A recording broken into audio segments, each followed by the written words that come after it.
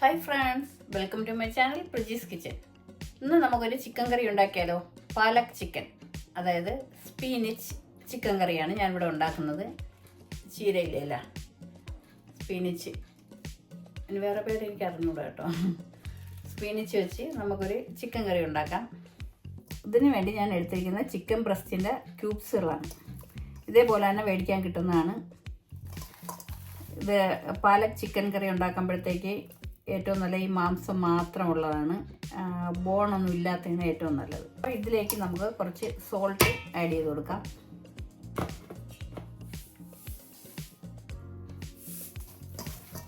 പിന്നെ ഞാൻ എടുത്തിരിക്കുന്നത് ജിഞ്ചർ ഗാർലിക് പേസ്റ്റാണ്. 1.5 tablespoon ginger garlic paste. ഇതിൽ ഞാൻ എടുത്തു വെച്ചിരിക്കുന്നത് 1 ടീസ്പൂൺ ജീരകപ്പൊടിയും 2 ടീസ്പൂൺ മല്ലിപ്പൊടിയുമാണ്. അതുകൂടെ ഇട്ട് കൊടുക്കാം. ഇനി നമുക്ക് യോഗട്ട് ഇടാനുണ്ട്. 1/2 കപ്പ് യോഗട്ടാണ് ഞാൻ എടുത്ത് വെച്ചിരിക്കുന്നത്. അതും കൂടി നമുക്ക് ചിക്കനിലോട്ട് ആഡ് ചെയ്ത് കൊടുക്കാം. ഇനി ഇതെല്ലാം നല്ലതുപോലെ ഒന്ന് മിക്സ് ചെയ്ത് കൊടുക്കാം. പാലക് ചിക്കൻ കറി ഉണ്ടാക്കുമ്പോഴത്തേക്കും നമ്മൾ പച്ചമുളക് മാത്രമേ യൂസ് ചെയ്യത്തുള്ളൂ.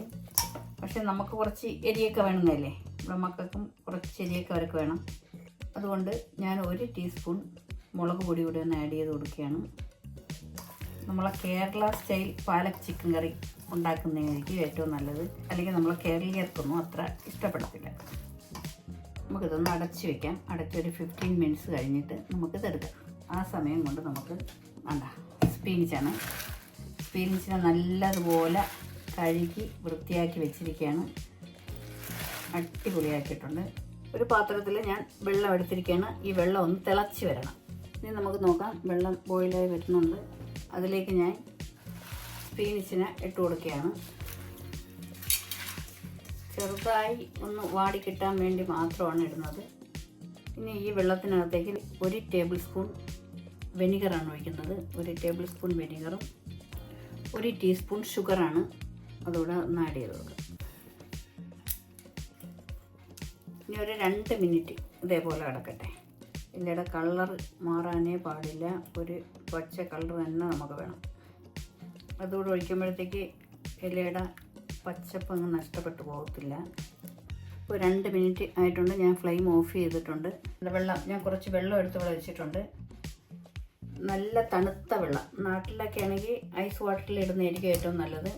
നമുക്കിപ്പോൾ വരുന്ന തണുത്ത വെള്ളമെല്ലാം നല്ല ഐസ് വാട്ടറിനേക്കാളും തണുപ്പായിട്ടുള്ള വെള്ളമാണ് ഇവിടെ കിട്ടുന്നത്.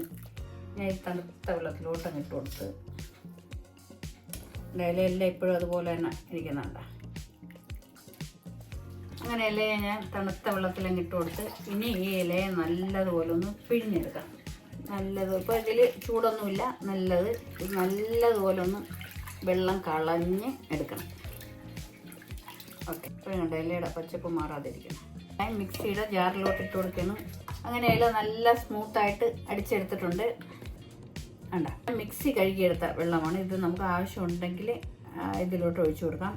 ഇതിൻ്റെ കൂടെ ഒഴിച്ചു കൊടുക്കുകയാണെങ്കിൽ നമ്മളിപ്പോൾ അടിച്ചു വെച്ചിരിക്കുന്ന ഇലയുടെ കളറൊന്ന് കുറഞ്ഞു കളയും. നമുക്ക് നല്ല കളർ വേണമല്ലോ. അടുത്തായിട്ട് ഞാനിവിടെ ഒരു പാൻ എടുത്തിട്ടുണ്ട്. അതിലേക്ക് നമുക്ക് ആവശ്യത്തിനുള്ള ഓയിലൊന്നും ഒഴിച്ചു കൊടുക്കാം. ഞാനിപ്പോൾ 2 ടേബിൾ സ്പൂൺ ഓയിലാണ് എടുത്തിരിക്കുന്നത്. ആ ഓയിൽ ഞാൻ ഇതിലോട്ട് ആഡ് ചെയ്യുകയാണ്. അതിലേക്ക് ഞാൻ ഒരു 5 ഏലക്ക ഇട്ടിട്ടുണ്ട്. നല്ല മണമുള്ള ഏലക്കയാണ്. മരുന്നൊന്നും അടിക്കാത്ത ടൈപ്പ് ഏലക്കയാണിത്. നമ്മൾ മൂന്നാറിൽ പോയ സമയത്ത് ഇന്ത്യൻ സ്പൈസസിൽ കയറിയിരുന്നല്ലോ, വാളയാറാണത്. അവിടെ നിന്ന് മേടിച്ച പട്ടയും ഏലക്കയൊക്കെയാണ്. അടിപൊളി മണമാണ്, നല്ല മണം. ഇനി അത് 2-3 പട്ട, ചെറിയ പീസ് പട്ട, ബേ ലീഫ്സ്, നമ്മൾ ഡ്രൈഡ് ചില്ലി, അതിൻ്റെ കൂടെ ചോപ്പ് ചെയ്ത് വെച്ചിരിക്കുന്ന വെളുത്തുള്ളിയുടെ ഇട്ട് കൊടുക്കും. ഇനി ആ പച്ചമുളക് കൂടെ ഇട്ട് കൊടുക്കാം. പച്ചമുളക് നെടുകെ ഒന്ന് ലൈൻ കൊടുത്ത് കീറിയിട്ടുണ്ട്. അല്ലെങ്കിൽ അതിങ്ങനെ മുഴുവനായിട്ടിട്ടാൽ പൊട്ടിത്തെറിക്കും. അപ്പോൾ അകത്തൊക്കെ ഉള്ള എരിയൊക്കെ ഇതിലോട്ട് വരണമല്ലോ. ഇനി ഇതിലേക്ക് ഞാൻ ഇട്ട് കൊടുക്കുന്നത് ചോപ്പ് ചെയ്ത് വെച്ചിരിക്കുന്ന ഒണിയനാണ്. ഒരു 2 ഒണിയൻ എടുത്തിട്ടുണ്ട്. ഇനി ഇതിൻ്റെ കളർ ചേഞ്ചൊക്കെ ചെറുതായിട്ടൊന്ന് മാറി വരുമ്പോഴത്തേക്കാണ് ബാക്കി ഐറ്റങ്ങൾ നമ്മൾ ചേർക്കണം. ഒരു 2 മിനിറ്റ് ഒന്ന് അടച്ചിട്ട് നോക്കാം. ഇനി നമുക്ക് ഇതിലേക്ക് കുറച്ച് സോൾട്ട് ഇട്ട് കൊടുക്കാം. ഒരു കാര്യം കൂടെ ആഡ് ചെയ്യുന്നുണ്ട്. 1 ടേബിൾ സ്പൂണിൻ്റെ അളവിൽ ഫ്രൈഡ് ഒണിയൻ ഒന്ന് ആഡ് ചെയ്യുന്നുണ്ട്. അടിപൊളി ടേസ്റ്റായിട്ട് മാറും. ഓപ്ഷനിലാണ്, വേണമെങ്കിൽ മാത്രം ഇട്ടാൽ മതി. നമ്മൾ അടിച്ചു വെച്ചില്ലേ പാലക് പേസ്റ്റിൻ്റെ ഹാഫ് ഇട്ട് കൊടുക്കും. ഹാഫ് ഞാൻ മാറ്റി വയ്ക്കുകയാണ്. ഇത് നല്ലതുപോലെ ഒന്ന് ഡ്രൈ ആയിട്ട് വരണം. അതിൽ ഉള്ള ഏതെങ്കിലും വെള്ളയീർപ്പൊക്കെ ഉണ്ടെങ്കിൽ അതൊക്കെ ഒന്ന് പോയി ഒന്ന് ഡ്രൈ ആയിട്ട് വരണം. അപ്പം നല്ല ഒരു മണവും ഏലക്കാടേയും പട്ടയുടെയും ആ ഒണിയൻ, നമ്മൾ ഫ്രൈ ചെയ്ത ഒണിയനൊന്നും ഇട്ട് കൊടുത്തില്ല, അതിൻ്റെയും മണം നല്ലതുപോലെ വരുന്നുണ്ട്. സ്പീനിച്ച് വേവുന്ന മണവേ ഇല്ല. എന്ന് വെച്ചാൽ നമ്മൾ ആ വാട്ടിയ അപ്പോഴത്തെ ആ സ്പീനിച്ചിൻ്റെ സ്മെല്ലും അതെല്ലാം അങ്ങ് മാറും. ഇനി ഇതെല്ലാം കൂടെ നമ്മൾ ആഡ് ചെയ്യുമ്പോൾ ഒട്ടുമില്ല. ഇനി ഇതിൽ ഉപ്പൊക്കെ ഞാൻ ചെക്ക് ചെയ്യട്ടെ കേട്ടോ. ഉപ്പൊക്കെ ഉണ്ട്. ഇനി അടുത്തതായിട്ട് ഞാൻ ചെയ്യുന്നത് റെസ്റ്റ് ചെയ്യാൻ വെച്ചിരിക്കുന്ന ചിക്കനെ നമുക്ക് ഇതിലോട്ട് ആഡ് ചെയ്ത് കൊടുക്കാം. ഇത് നല്ലതോടെ മിക്സ് ചെയ്യാം.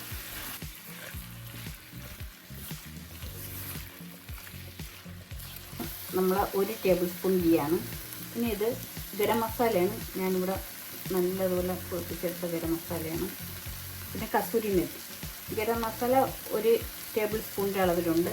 കസൂരി മേത്തി 1 ടീസ്പൂൺ അളവിൽ, ജീരകവും കൂടെ ഒന്ന് ആഡ് ചെയ്ത് കൊടുക്കാം. ഇനി ഇതെല്ലാം കൂടെ ഒന്ന് മിക്സ് ചെയ്ത് കൊടുക്കാം.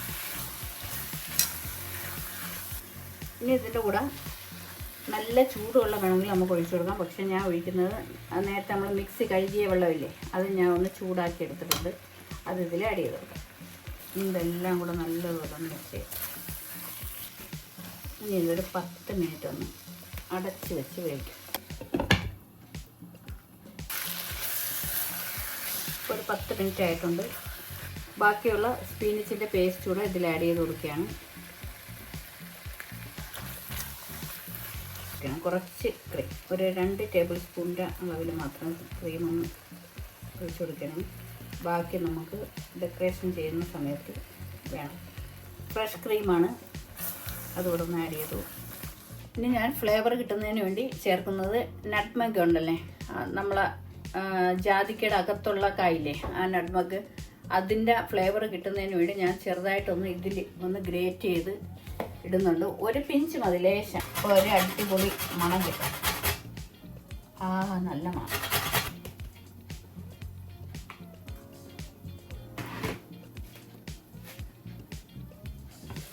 ഇട്ട് കൊടുത്തിട്ടുണ്ട്. ഇതൊന്ന് ഇളക്കി കൊടുക്കാം. അപ്പോഴാണ് ആ പാലക് ചിക്കൻ്റെ മണം വരുന്നത്. ഒരു 5 മിനിറ്റ് കൂടെ ആയിട്ടുണ്ട്. പീസസുകളായിട്ടുള്ള ചിക്കൻ ആയതുകൊണ്ട് വളരെ വേവൊന്നുമില്ല, പെട്ടെന്ന് അങ്ങ് വെന്തോളും. എന്നാലും നമ്മൾ ഒരു പീസ് എടുത്തൊന്ന് വെന്താന്ന് നോക്കാം.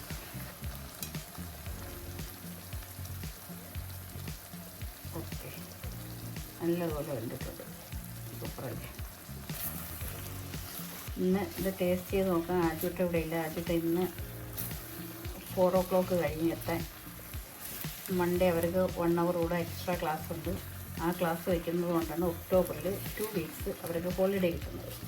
ഇന്ന് അതുകൊണ്ട് നമുക്ക് പ്രണവിനെ കൊണ്ടൊന്ന് ടേസ്റ്റ് ചെയ്യിപ്പിക്കാം. പ്രണവ് ടേസ്റ്റ് ചെയ്ത് കറക്റ്റായിട്ട് പറഞ്ഞു തരും. ഫ്ലെയിം ഓഫ് ചെയ്തിട്ടുണ്ട്. ഇനി ഞാൻ ഇതൊരു സെർവിങ് പ്ലേറ്റിലോട്ട് മാറ്റിയാണ്. അടിപൊളി ടേസ്റ്റ് ആയിരിക്കും. ഇനി ഇതിലേക്ക് ഞാൻ കുറച്ച് ക്രീം കൂടെ മുകളിലൊന്ന് ആഡ് ചെയ്യണം. അങ്ങനെ നമ്മുടെ പാലക് ചിക്കൻ അടിപൊളിയായിട്ട് വന്നിട്ടുണ്ട്. ഇന്ന് ടേസ്റ്റ് ഒക്കെ ആജൂട്ട ഇല്ല, ആജൂട്ട സ്കൂളിൽ പോയൊക്കെയാണ്. അപ്പോൾ നമുക്കിന്ന് പ്രണവിനെ കൊണ്ടുവന്ന് ടേസ്റ്റ് ചെയ്യിപ്പിച്ചാലോ. പ്രണവ് ടേസ്റ്റ് നോക്കിയിട്ട് കറക്റ്റ് പറയും. ലേശം ചൂടുണ്ട്, എന്നാലും പ്രണവിനെ വായിൽ വെച്ച് കൊടുക്കാം.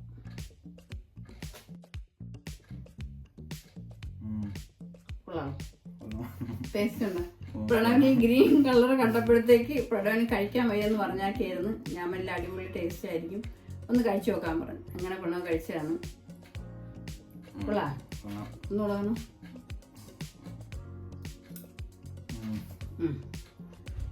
അങ്ങനെ പാലക് ചിക്കൻ വിജയകരമായിട്ട് വന്നിട്ടുണ്ട്. ഇനി അടുത്ത നല്ല ഡിഷുമായിട്ട് ഞാൻ ഉടനെ എത്തുന്നതാണ്. എല്ലാവർക്കും നന്ദി, നമസ്കാരം.